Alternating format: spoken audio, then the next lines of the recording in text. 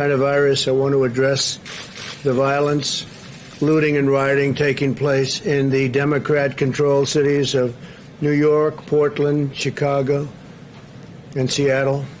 The mayors and governors of these states and cities have an absolute duty to use all resources necessary to end the violence and all of the injury and death. New York City has an army of great police. I know them very well. And the law enforcement and the New York's finest are as good as it gets, and they should be allowed to do their job. If they do their job, if they're allowed to do their job, the New York City problem will be solved and be solved quickly. They do it well. The mayor, Bill de Blasio, should immediately hire back all of the police who were fired without justification. They were fired. I guess that's part of defund the police by the Democrats. They should hire New York City's finest back. You have some incredible policemen doing specific jobs that nobody else can do, actually, when it comes to terrorism and other things. Together, the city of Chicago and the state of Illinois have 25,000 police officers, sheriffs, and guardsmen available to quell any violence. They can do it very quickly, very easily, if allowed to do their jobs. Again, if allowed to do their jobs. Our police, our law enforcement is incredible, but they have to be allowed to do their jobs. The Democrats or the radical left Democrats or both, because they're becoming one and the same. If you look at election results, the Democrats are being taken over by the radical left. The city of Portland and the state of Oregon have 10,000 fine officers and guardsmen available. Seattle, Washington, and Washington State have 10,000 available. So Seattle, city of Seattle, and Washington State itself, they have great people. They have to be allowed to do their job. I'm urging them to deploy these resources to protect their citizens and to stop the violence and all of the things that we watch on television going on, although a lot of the unfortunately, fake news don't like to put it on because it shows that the Democrats are doing a very bad job of law enforcement. They have to put it on. They have to be honest with the people of this country. But I'm offering all available federal support requested to stop the violence and arrest the criminals. We have to be asked by the governors or the mayors, and we'll be there very rapidly. It's ready, willing, and able. We're all ready, willing, and able to go to these jurisdictions and take care of them. We'll do them very quickly. You saw what happened in Minneapolis. They ripped the city apart. When the National Guard went in, it ended immediately. It was immediate and lasted. These acts of destruction are not isolated incidents, but demonstrate the pattern of violent left-wing extremism that you get to see if you're watching the right news program. Under any rational definition, the arson attack on the police precinct in Portland would be considered an act of left-wing domestic terrorism. They really are anarchists. These are left-wing anarchists. They are anarchists. And I'm directing the Department of Justice to stop these anarchists, immediately to stop them, and to work with the city and the state to get the job done. Local authorities have to investigate and prosecute all of these crimes immediately. We'll work with you. And the local authorities know who they are. They know where they come from. They know a lot about them. They ought to get their act together and get it done, and we're ready to help. If you need that help, you shouldn't need that help, actually. You should be able to do it yourselves and get it done very well. Again, you have excellent police and law enforcement, but you have to let them do their job. What you're seeing in Portland, Seattle, New York, Chicago is really the Democrat roadmap for America. They want every city in America to resemble Portland in a form. They want to pass federal legislation gutting and hamstringing every police department in America. They want to get rid of your Second Amendment. They want to end cash bail, close prisons, defund police departments, or at least largely defund, You see that with New York, $1 billion they took out of their police department, and crime has gone through the roof. And appoint far-left prosecutors who side with the criminals and target law-abiding citizens. If the left gains power, no city, town, or suburb in our country will be safe. On the vaccine front, some very good news. Today I met with the leaders of Operation Warp Speed, our historic undertaking to produce a safe and effective vaccine in record time. We heard an update from the top scientists in the government and the leaders of pharmaceutical companies, which right now aren't too thrilled with me. They're taking millions of dollars worth of ads because I've created a favored nation status for drugs, which is going to reduce drug prices by 40, 50, 60, and maybe even 70% in some cases, numbers that have never been heard of or thought of. So when you see those ads, remember that means your drug prices are coming down. When you see ads attacking your president, it's very simple. That means drug prices are going to be falling very soon. This evening, I'm pleased to announce that we have reached an agreement with Moderna to manufacture and deliver 100 million doses of their coronavirus vaccine candidate. The federal government will own these vaccine doses. We're buying them. Recently, we also secured partnerships with Johnson & Johnson, as well as Sanofi and GSX, to support the large-scale manufacturing of their vaccines, doing very well in those vaccines. Tremendous promise in every single one of them, and we have many of them. And they're years ahead of schedule. This would have been if it were in the previous administration or any of the previous administrations. Where we are now would have taken years. 3 vaccine candidates are now in phase 3 trials already, the final stage of clinical trials. This is the final stage. We are investing in the development and manufacture of the top 6 vaccine candidates to ensure rapid delivery. The military is ready to go. They're ready to deliver a vaccine to Americans as soon as one is fully approved by the FDA, and we're moving very close to that approval. We're on track to rapidly produce 100 million doses as soon as the vaccine is approved, and up to 500 million shortly thereafter. So we'll have 600 million doses. Operation Warp Speed is the largest and most advanced operation of its kind anywhere in the world and anywhere in history. We've treated more than 86,000 Americans with convalescent plasma. A recent Mayo Clinic study found that this treatment may produce results which are incredible. We look to a reduction and reduced mortality rate by 50% and possibly even more than 50%. I urge Americans who have recovered from the virus to go to coronavirus.gov and sign up and donate. We would really appreciate that because it's been very successful, unbelievably successful, and we would love you to go and donate. As we continue to confront the global pandemic, the United States economy is rebounding with strength like nobody thought possible. You've seen the numbers. You see what's going on yesterday, today, and tomorrow, in my opinion.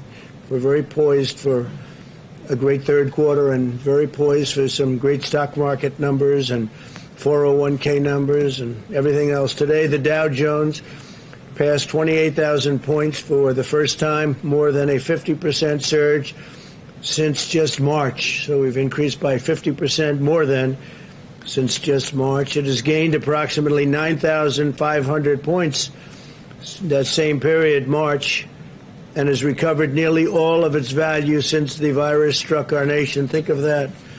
America's economy is incredible, and its economic recovery is outpacing our peer nations. Last quarter, the European Union's GDP decline was nearly 40% worse than the United States. So it's 40% worse than the United States. We've built such a strong base that we're able to do things and sustain better than anybody in the world by far. France's GDP decline was nearly 80% worse than ours, and Spain experienced an economic contraction twice as severe as the United States. Nationwide, we continue to see improvements in our fight against the pandemic, very substantial improvements.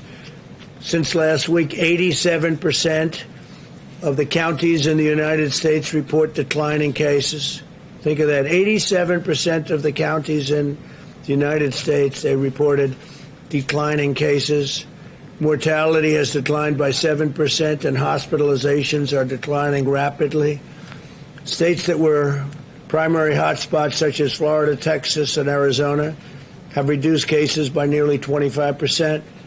But all Americans must remain vigilant, practice good hygiene, socially distance, wear a mask whenever possible. Whenever you are getting too close to people, wear a mask and protect the elderly. Always protect the elderly. Since the end of July, the 7-day average for cases in the United States has fallen by nearly 20%, but the virus continues to increase in nations across the globe. Last week, France and Germany both recorded their highest daily number of new cases in 3 months.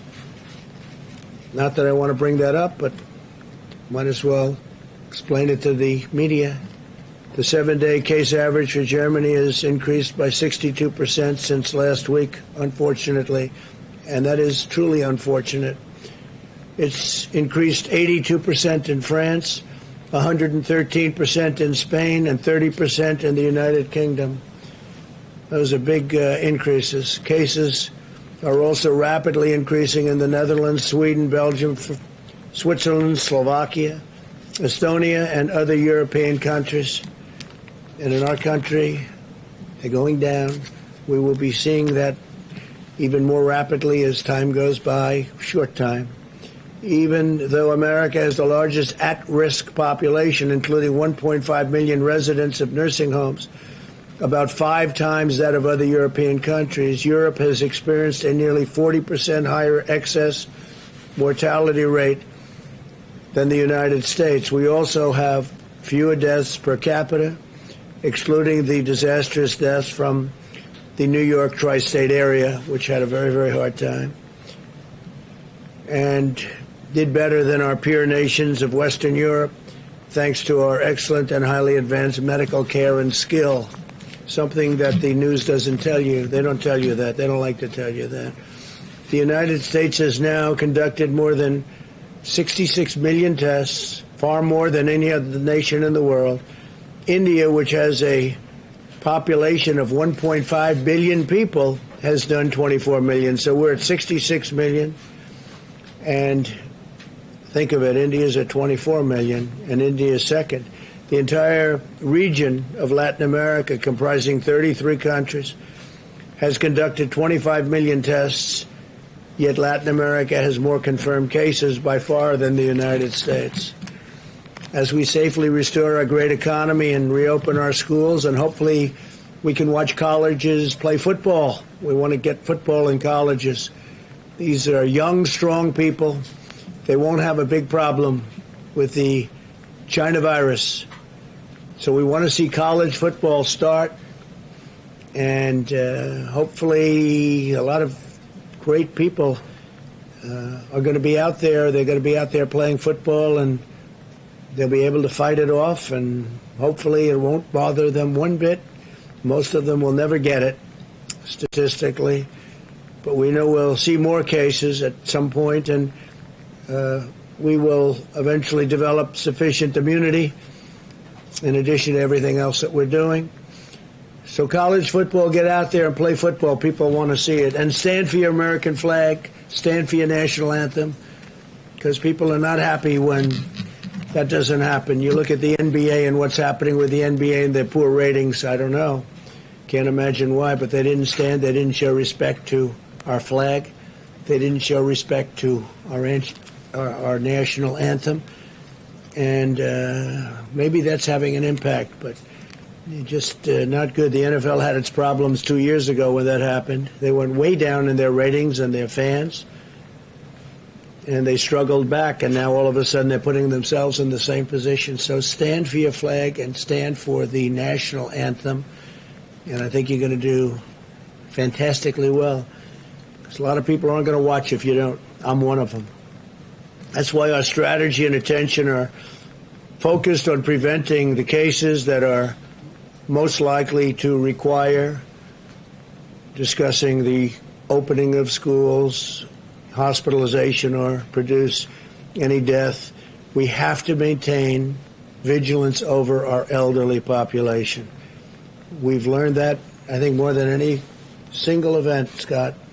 We have to be very vigilant all over, but we have to really protect our elderly population, and especially our elderly population that has problems with heart, lung, any form of sickness, diabetes in particular.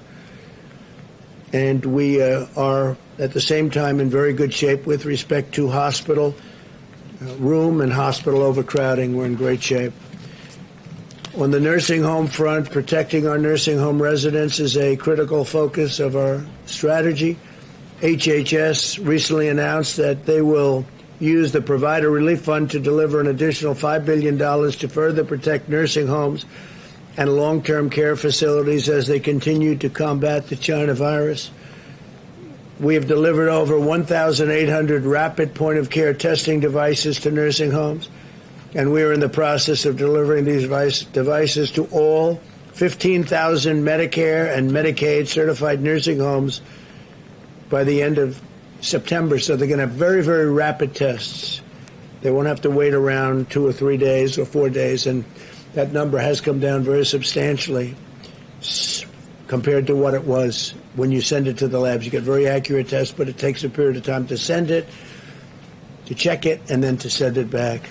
But we are now at a position where we're sending very, very rapid tests, 5 minutes to 15 minutes. We will care for America's seniors as we develop the vaccine and therapeutics are coming along very, very well.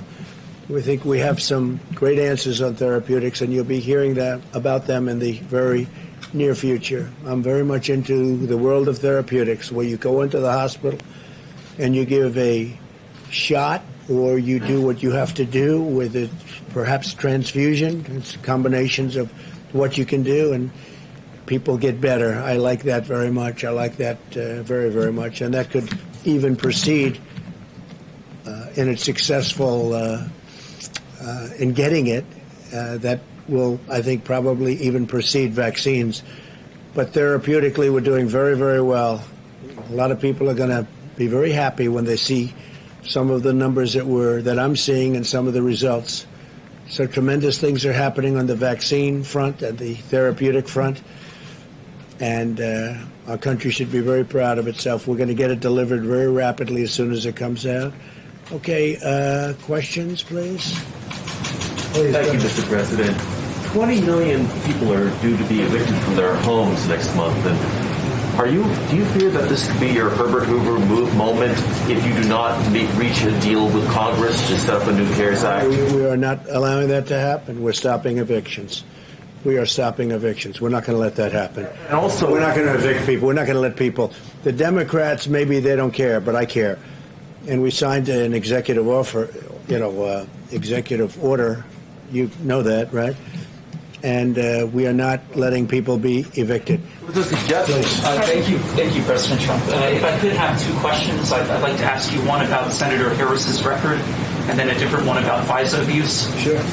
So regarding Senator Harris's record, you had a pretty quick response to that. You had an ad out that said that she was a phony, and I wanted to drill down. She was a what? A phony. And I wanted to ask about a specific example a lot of people thought was a phony moment. As San Francisco DA, she oversaw, according to the Mercury News, 1,900 marijuana convictions. But she was asked in an interview last year if she had smoked marijuana, and she appeared to joke and, according to some people, lie and say that she was listening to Snoop Dogg and Tupac while their music hadn't come out at the time, while she said she was smoking pot, listening to it. Why would she lie about that? Do you see that as more evidence that is surpassed on marijuana liability? Well, she lied. I mean, she said things that were untrue. She is a person that's told many stories that weren't true. She's very big into raising taxes. She wants to slash funds for our military at a level that nobody can even believe. She is against fracking. She's against petroleum products. I mean, how do you do that and go into Pennsylvania or Ohio or Oklahoma or the great state of Texas? She's against fracking. Fracking's a big deal.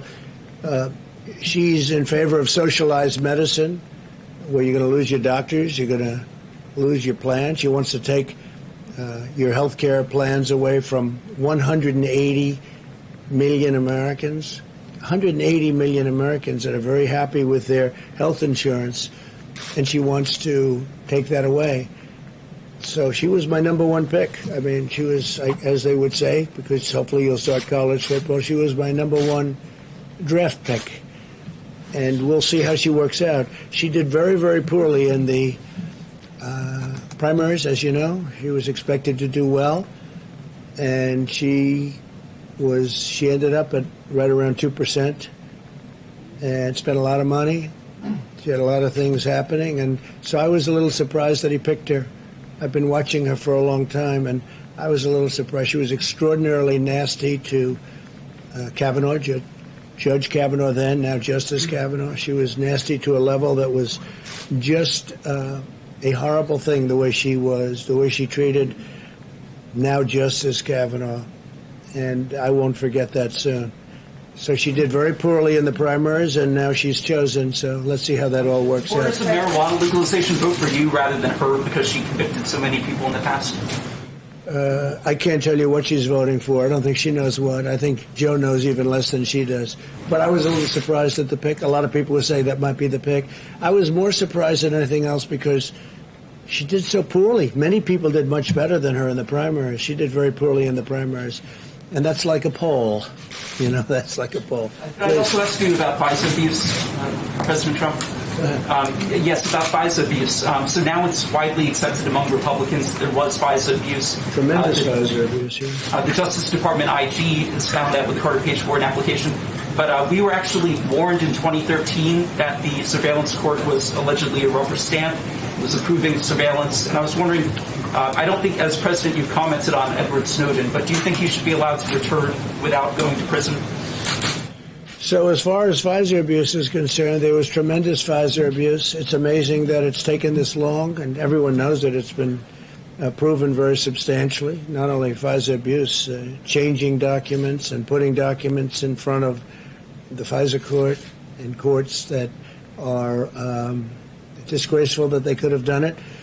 And the fact is, we caught Joe Biden, President Obama, the whole group. You can look at Brennan and Comey and Clapper, the whole group. We caught them spying on our campaign. This was an illegal act like no other illegal act. This was treason. This was at the highest level of treason. And Obama and Biden got caught spying on my campaign, using intelligence agencies of the United States government to do it, both before and after the election. So before the election, then after I won, they continued. It's total illegal activity, and now we just have to see what's happening. But as far as Kamala is concerned, she's a big tax raiser. She's a big slasher of funds for our military, and she's got a lot of difficult things that she's going to have to explain. Plus, she was very, very nasty to one of the reasons that surprised me. She was probably nastier than even Pocahontas to Joe Biden. She was very disrespectful to Joe Biden, and it's hard to pick somebody that's that disrespectful. When she said things during the debates, during the Democrat primary debates, that were horrible about Sleepy Joe, and I would think that he wouldn't have picked. OAN, please. Thank you, Mr. President. Yesterday, Seattle City Council voted to cut funding for their police department, and the police chief there, Carmen Best, the first black woman to serve in that capacity, she resigned hours later. What does this say about our country? What does this say about the defund police movement? Well, I think that Seattle and spite of all that they've been through with the embarrassment of having a radical left group, Antifa and others, take over a big portion of the city of Seattle. We're talking about a big city, a major city. That they allowed that to happen is incredible. That it took so long to fix is incredible. The only reason they went in is because they knew we were going in the following day. And so they preceded us. They didn't want that to happen. They didn't want to be embarrassed. And the people just gave up. They were exhausted from having taken over a city for so long. The police commissioner seems like a very good woman. They were going to slash her salary by 40 or 50%. And they cut a tremendous amount off the police department, really where people are saying it's not sustainable as a good police department. And again, those police are good also, but they're not allowed to do their job. So I think it's a shame. I hate to see her go because she did, in her own way, a very good job, but she wasn't effective in convincing the mayor and the city council to give the funds that were needed or just leave the funds the way they are. They've done a big defund, a big part of it. And it'll probably get worse before people realize this is a tragic era, before people start dying and getting hurt very badly. So I think Seattle's made a tragic mistake. I think Portland has no clue as to what they're doing. They have no clue. And hopefully they'll be asking for help because we can solve their problem very, very quickly. Yeah, go ahead. Thank you, Mr. President. Two quick questions. One on Senator Harris. Very simply, is she going to help former Vice President Biden's chances in November, or is she not hurt? Well, I like Vice President Mike Pence much better. He is solid as a rock. He's been a fantastic vice president. He's done everything you can do. He's respected by every religious group. Whether it's evangelical, whether it's any other group, they respect Mike Pence. He's been a great vice president, and I will take him over Kamala and the horrible way she, again, treated Justice Kavanaugh. That was a horrible event. I thought it was terrible for her. I thought it was terrible for our nation. I thought she was the meanest, the most horrible, most disrespectful of anybody in the U.S. Senate. She's also known, from what I understand, as being just about the most liberal person in the U.S. Senate. And I would have thought that Biden would have tried to stay away from that a little bit, because with what they're doing with open borders and sanctuary cities, where they're trying to protect sanctuary cities, which is also protecting large number of criminals, with all of the things that they're doing, Second Amendment, they want to take away your Second Amendment or modify it to a point where it's essentially no longer the Second Amendment. I would have thought he would have gone a different way. Thank you very much, everybody.